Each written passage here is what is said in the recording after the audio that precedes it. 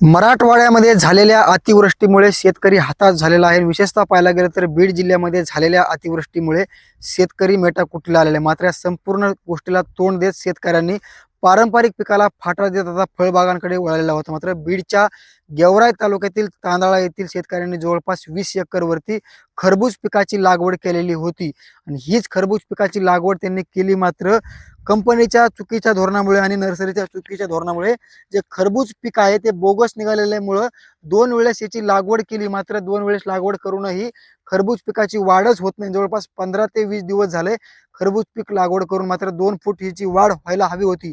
मात्र हे पीक जे आहे ते 1 फूट देखील वाढलं नसल्याचा शेतकऱ्यांना ज्यावेळेस शंका आली त्यावेळेस त्यांनी कंपनीशी कॉन्टॅक्ट केला किंवा नर्सरीशी कॉन्टॅक्ट करून हा संपूर्ण प्रकार विचारला. मात्र नर्सरीकडून त्यांना जाणीवपूर्वक दुर्लक्ष केलं जातं किंवा टाळाटाळ केली जाते. या ठिकाणी संपूर्ण आपण या ठिकाणी पीक बघू शकतो कशा पद्धतीनं ही लागवड जवळपास 2 एकरवरती केलेली आहे.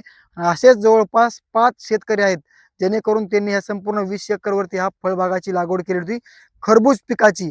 मात्र बोगस रोप निघाल्यामुळे आमचा लाखो रुपये खर्च झालेला आहे. जवळपास 1,10,000 रुपये जे आहे ते या शेतकऱ्यांनी खरेदी केले होते आणि लाखो रुपये खर्च करून हा फळबाग जोपासला होता. मात्र रोपाही आज हातावरती नाही आणि दुसरीकडे बोगस बियाणं निघाल्यामुळं किंवा बोगस रोप निघाल्यामुळं हा संपूर्ण संताप शेतकऱ्यांना अनावर होत नाही.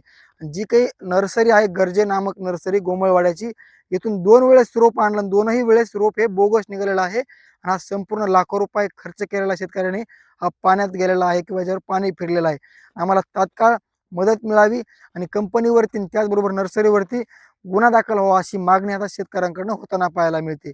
नक्कीच कंपनीवरती गुन्हा दाखल होईल का आणि शेतकऱ्याला नुकसान भरपाई मिळेल का हे देखील पाहणं महत्त्वाचं असणार आहे. मात्र जे खरबूज पिकाची लागवड केलेली होती हे संपूर्ण जे आहे ते बोगस बियाणं आणि हे फळ आणि त्याचबरोबर हे रोप आहे ते निघाल्याचा या शेतकऱ्यांनी आरोप केलेला आहे. नक्कीच यावरती प्रशासन काय कारवाई करत आहे हे देखील पाहणं महत्त्वाचं असणार आहे. साम टीव्हीसाठी योगेश काशी, तांदळा, बीड. देश विदेशातील प्रत्येक घडामोडींचे लाईव्ह अपडेट मिळवण्यासाठी आता साम टीव्हीच्या सर्व सोशल मीडिया प्लॅटफॉर्मला लाईक, फॉलो आणि सबस्क्राईब करा. तसंच सर्व नोटिफिकेशनसाठी बेल आयकॉन प्रेस करायला विसरू नका.